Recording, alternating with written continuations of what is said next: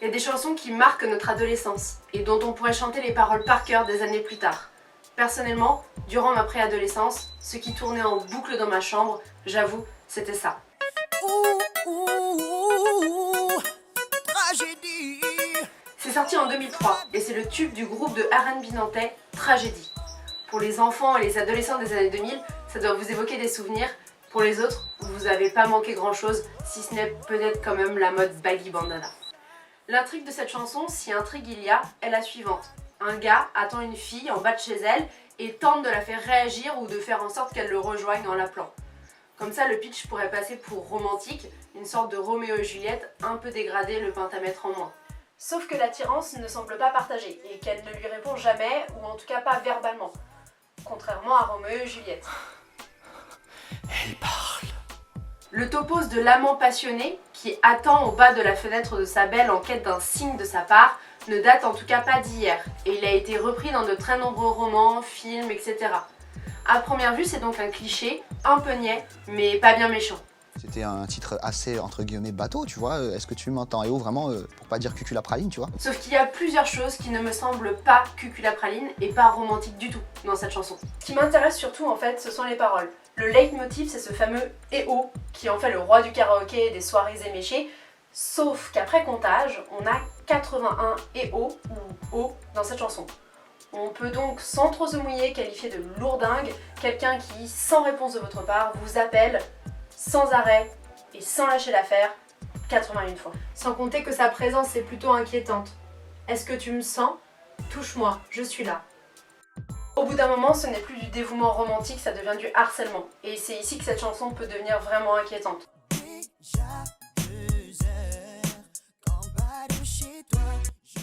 Donc, ça fait 2 heures qu'il guette, et il commence à lui donner des ordres.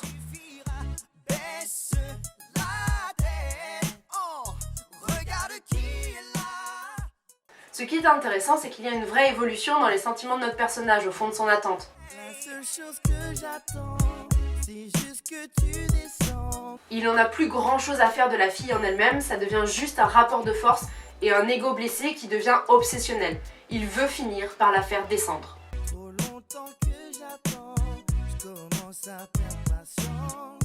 Trop longtemps que j'attends, je commence à perdre patience. Il la prévient, attention, je commence à perdre patience. Si la fille attend depuis 2 heures de sortir, c'est clairement le moment où elle doit se sentir soulagée, ou au contraire terrifiée, qu'il vienne la chercher, ayant perdu patience. J'ai appris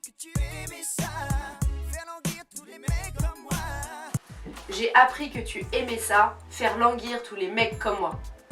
Elle ne descend pas, non pas parce qu'elle n'est pas intéressée, mais parce qu'elle est une allumeuse. Et d'ailleurs, tout le monde le dit. Il insiste sur le fait qu'il y a des rumeurs qui courent sur elle.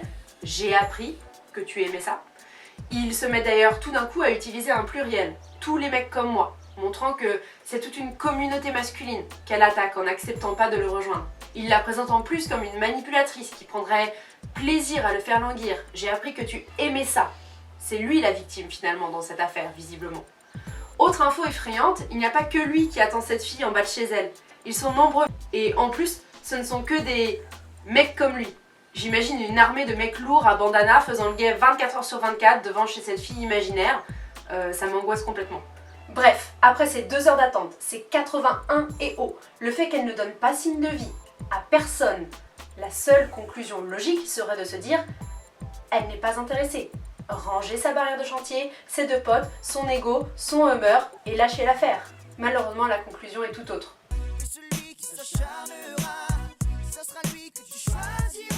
Celui qui s'acharnera, ce sera lui que tu choisiras. Alors, si je cherche la définition de s'acharner, s'acharner. Combattre ou poursuivre avec fureur. Donc, pour résumer, l'utilisation du terme s'acharner n'est pas anodine. C'est un terme très fort, un mot violent qui fait référence à un comportement obsessionnel et potentiellement une agressivité physique. On s'acharne plutôt sur un objet que sur une personne normalement. Une porte qui se ferme mal plutôt qu'une fille pas assez ouverte à son goût. Please just take these fucking flowers! Cette chanson, au dehors plutôt sympathique, véhicule en réalité plusieurs stéréotypes. Des stéréotypes masculins, mais aussi des stéréotypes féminins. Pour ce qui est des stéréotypes masculin, il y a d'abord celui de l'homme entreprenant, conquérant, c'est lui qui doit faire le premier pas, qui doit convaincre. Il y a ensuite aussi la valorisation de la force, de l'agressivité, de l'acharnement, voire ici en l'occurrence du harcèlement. Harcèlement peut-être par amour, mais harcèlement tout de même, et ça valorise ça aussi dans la drague. Et puis il y a aussi des stéréotypes sur la femme, celui de la femme passive, silencieuse, celui de la femme qui, lorsqu'elle dit non, en réalité veut un petit peu dire oui. Et enfin, celui de la femme manipulatrice, allumeuse. Alors pourquoi passer du temps et de l'énergie sur une chanson que les nouvelles générations ne connaissent même pas et qui aurait pu gentiment tomber dans l'oubli? Les mouvements féministes décortiquent les imaginaires stéréotypés qui apparaissent dans la publicité, dans les films, dans les romans, dans les chansons. Car ces images, ces mots, ont un impact sur les représentations du monde et par là même maintiennent des inégalités entre hommes et femmes. Ces représentations, ces modèles, infléchissent inconsciemment notre manière de voir le monde et de nous percevoir nous-mêmes en tant qu'individus. Cette chanson elle a été reprise en chœur par des milliers d'adolescents en train de construire leur identité romantique et sexuelle, cherchant parfois désespérément à trouver des réponses dans l'imbroglio que constituaient leurs pensées, leurs sentiments, leurs désirs, leurs hormones en ébullition. Elle peut avoir un impact, même inconscient et minime, sur la manière dont les jeunes des années 2000 se représentent aujourd'hui le monde. Se représentent le couple, la femme, la drague, le consentement, stéréotypes qu'ils transmettront peut-être ensuite à leurs enfants. Merci d'avoir regardé cette vidéo. 17 ans plus tard, je proposerai bien un droit de réponse à cette fille imaginaire, qui l'appelle quand même 81 fois. Si certains et certaines se sentent l'âme artistique en cette période de confinement, je serais ravie de collecter des droits de réponse sous forme de vidéos, chansons, poèmes, lettres pour en faire un petit montage. Les infos sont dans la description, même si en guise de réponse un geste suffirait, comme ils le disent très bien eux-mêmes, la créativité, l'invention, l'humour, la communication, c'est pas mal aussi.